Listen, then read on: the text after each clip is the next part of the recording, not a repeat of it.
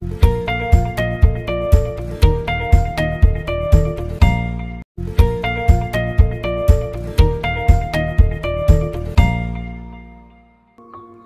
The lord. యేసుక్రీస్తు దివ్యనామంలో ఉదయకాల సమయంలో వాక్యము వింటున్న వీక్షించుచున్న మీ అందరికీ నా హృదయపూర్వక వందనాలు తెలియజేస్తున్నాను. ఏదో తెలియకుండా జీవితంలో పొరపాటు చేసావు, పాపం చేసావు. ప్రతిరోజు అదే తలంపు నిన్ను శోధిస్తా, వేధిస్తా.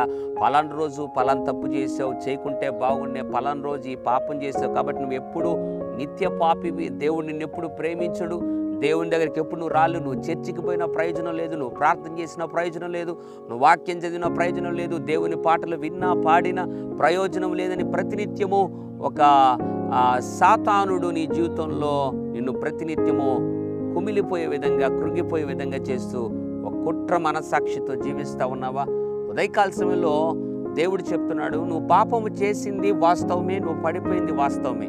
అయితే దావీదు అనబడినటువంటి వ్యక్తి బైబిల్లోకి చేసినట్టు ఒక ప్రార్థన దేవుడు జ్ఞాపకం చేస్తున్నాడు. ఆ ప్రార్థన నువ్వు చేయగలిగితే నిశ్చయంగా నీ జీవితంలో దేవుడు అద్భుత కార్యం చేస్తాడు. కీర్తన 39వ అధ్యాయం 8వ వచనం, నా అతిక్రమములన్నిటి నుండి నన్ను విడిపింపు. ఎంత అద్భుతమైన మాట!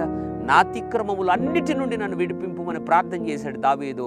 దేవుడు ప్రార్థన విని అన్ని అతిక్రమములను దేవుడు విడిపించాడు. ఇంతవరకు తప్పు చేస్తే చేసావు, పాపం చేస్తే చేసావు, ఇక మీదట చేయకుండా దేవుని సన్నిధి ఒక తీర్మానం తీసుకొని ఈ రోజున నా అతిక్రమములన్నిటినీ విడిపించు, క్షమించు ప్రభువా నువ్వు ప్రార్థన చేయగలిగితే నిశ్చయముగా దేవుడు అతిక్రమములన్నిటి నుండి నిన్ను విడిపించి మళ్ళీ ఒక అద్భుతమైనటువంటి పరిశుద్ధ జీవితాన్ని నీకు ఇచ్చి నిన్ను నడిపించగలడు. పరిశుద్ధుడా, ప్రేమగల తండ్రి, నీకు వందనాలు.